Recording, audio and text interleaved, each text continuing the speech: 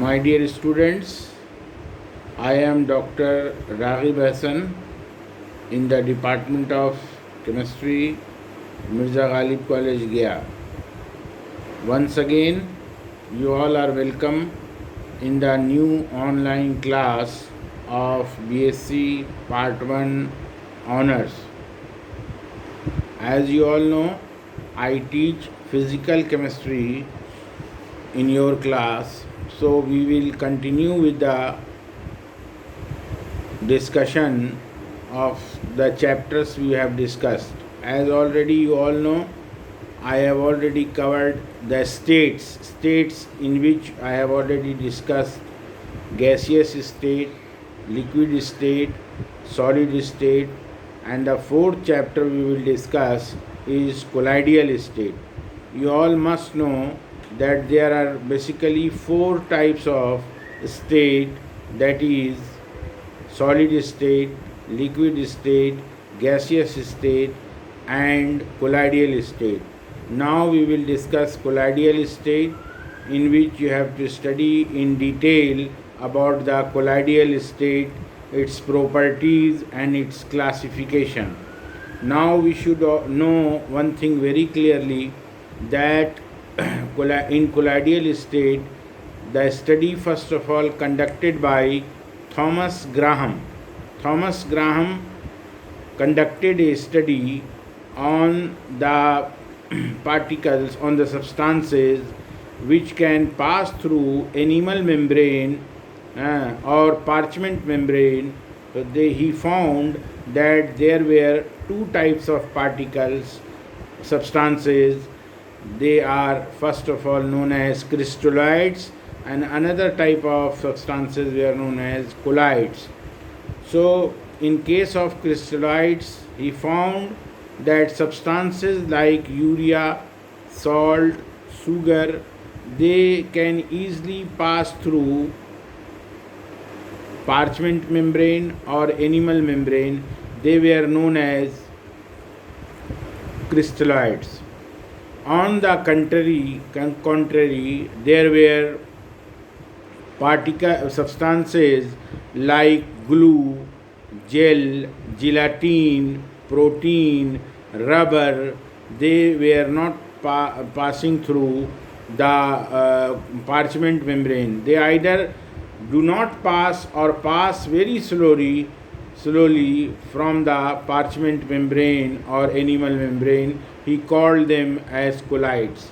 As you all know, colloids are the substances, are not the substances. It is not a type of substance. Colloid is the state of a matter. State of a matter, you all must know very clearly. The word colloid comes from a Greek word kola. The word colloid comes from a Greek word kola, meaning glue.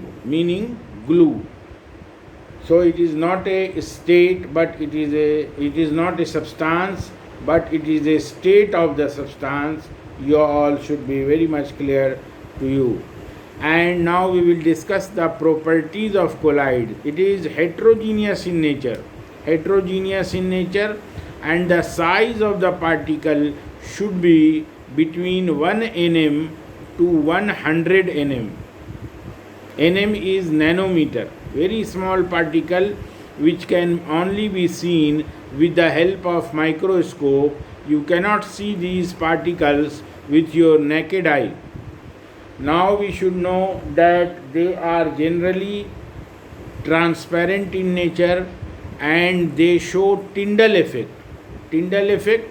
They show Tyndall effect, and they also show Brownian movement. All of you might have studied Tyndall effect in 11th and 12th, and Brownian motion in 11th, 12th, and even in school days. But still, I am going to continue. I give the concept of Brownian motion. It is actually a zigzag motion of the particles when seen with the help of ultra microscope. Zigzag motion of colloidal particle is known as Brownian motion. and it was given by Robert Brown. Hence, it is known as Brownian motion. Tyndall effect is actually when you see in night by the headlights or headlights of vehicles like bus, trucks, cars, even by with your two wheelers like scooter, scooty or bike, you might see dust particle in moving on the in the night. So it is because of Tyndall effect. You might have seen movies in cinema halls. So therefore, the scattering of particle is actually known as Tyndall effect, and again it was studied by Tyndall. Now we will continue with the fact they carry charge. They carry charge. I mean, the colloidal particle carry charge, and they can pass through ordinary filter paper. Now we must try to understand two terms which is very important in colloids, that is dispersion medium and disperse phase. What is dispersion medium and disperse phase? Dispersion medium is the particle present in the excess amount, excess large quantity, just like solvent in a solution. You might have seen in case of solution there is solvent and one is solute. So solvent is correlated with dispersion medium, and solute is correlated with disperse phase. So disperse phase is the particle which is present in lesser quantity. Disperse phase which is in lesser quantity, and dispersion medium which is present in colloid in larger quantity. So it is very much clear to all of you that in case of solution, we know that solvent is present in large excess. Similarly, in colloid, dispersion medium is present in large excess, and in case of disperse phase is just like solute which is present in a small quantity. Now we should try to understand the types of colloids. There are two types of colloids. One is known as lyophilic colloids. Another is known as lyophobic colloids. Colloids are sometimes also known as sols. The liquid state in which the colloids are basically known as sols. So you can call it there are two types of colloids. One is known as lyophobic colloid, another is known as lyophilic colloids. Students, after a long gap I am back. After 1 month I was on leave, so I am conducting a class once again. Hopefully you all must be enjoying my class as you all have enjoyed in the past. So this is the new experiment I am doing. I am not conducting the class on the blackboard.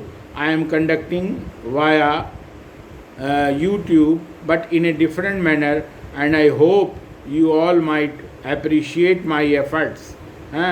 So if you have any doubt in related to class, you must ask me in the WhatsApp group.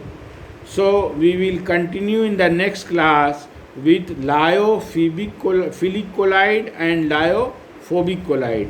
We have already discussed few things relating to colloids, and now we will discuss lyophobic as well as lyophilic colloid. Thank you very much.